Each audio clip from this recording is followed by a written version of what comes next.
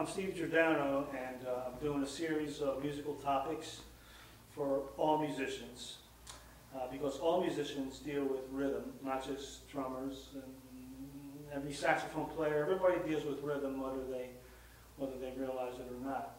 So in a sense, we're all drummers. I want to cover a subject that doesn't get talked about too much: polyrhythms. Polyrhythms. Poly means many, technically, so really we're actually talking about a phenomenon of just two rhythms and how they metrically relate to each other.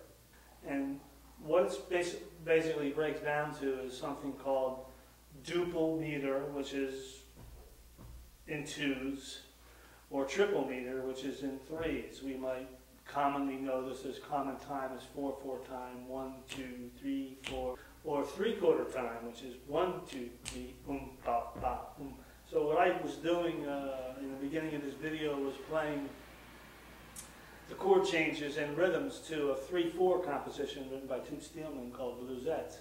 Just the chord changes of it, and I was playing it in 3, and then if you noticed I went into a slower 4/4 time. And those two times actually are contained within each other, and they have a relationship that is worth checking out. The best way to really experience polyrhythms, and also going to differentiate between polyrhythms and metric modulation, which is related. The difference in polyrhythms is that you can experience the polyrhythms simultaneously, and a metric modulation is when you actually make a commitment to the new time. So we're going to cover both of those real quick here. The best way to do this is to consider the 3/4 rhythm first. And in a 3/4 rhythm, 1, 2, 3, 1, 2, 3, 1, 2, 3, if one plays dotted quarter notes, they are already experiencing a polyrhythm. Listen. 1, 2, 3, 1, 2, 3. So a dotted quarter note is going to be on beat 1, 1, 2, 3, and it's going to be the and of 2. So that spacing between 1 and the and of 2 and back to 1 again is totally even. So it's equal. So you had a natural phenomenon going 1, 2, 3, 1, 2, 3, 1, 2, 3, 1, 2, 3. My foot is still going in 3.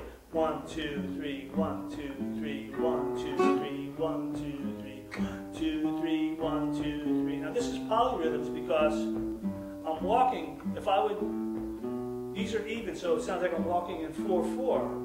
But I'm really not, because my foot and body language is still in 3/4. 1, 2, 3, 1, 2, 3, 1, 2. But if I metrically modulate now in 4/4, that's a metric modulation.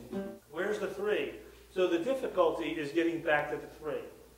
You can get to the 4 in a mechanical way by just saying, okay, step 1, create a 3/4 time.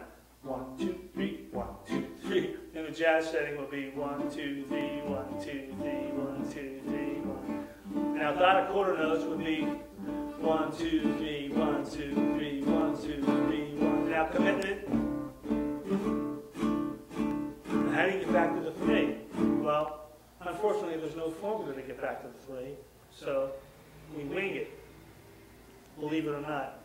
These are natural phenomena, so even if you guess where it is, it's a little shaky in the beginning, but if you guess where it is, it's right there. It's like falling into a big hole in the ground.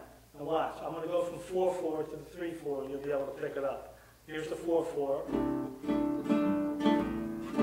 Here's the original 3.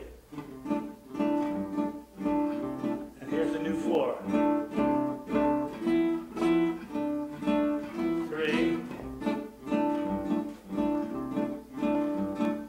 4. 1, 2, 3, 1, 2, 3, 1, 2, 3, 1, 2, 3, 1, 2, 3, 4, 1, 2, 3. And the tune Bluesette, as I was doing in the key of G.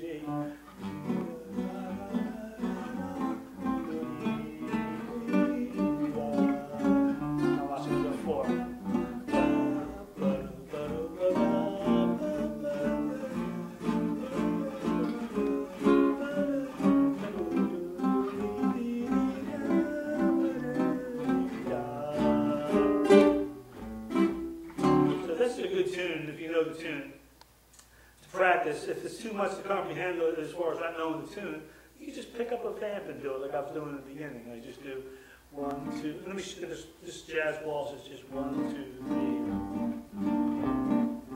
That's a nice little waltz feel. I'm playing C minor ninth. So this is 3/4. I'm gonna turn this into 4.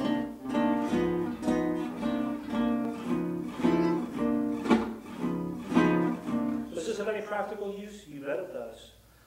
When you're playing in a band, if the musicians that you're playing with are in touch with those relationships of 4/4 to 3/4, then the drummer can initiate it, and you can experience, the whole band can experience the metric modulation.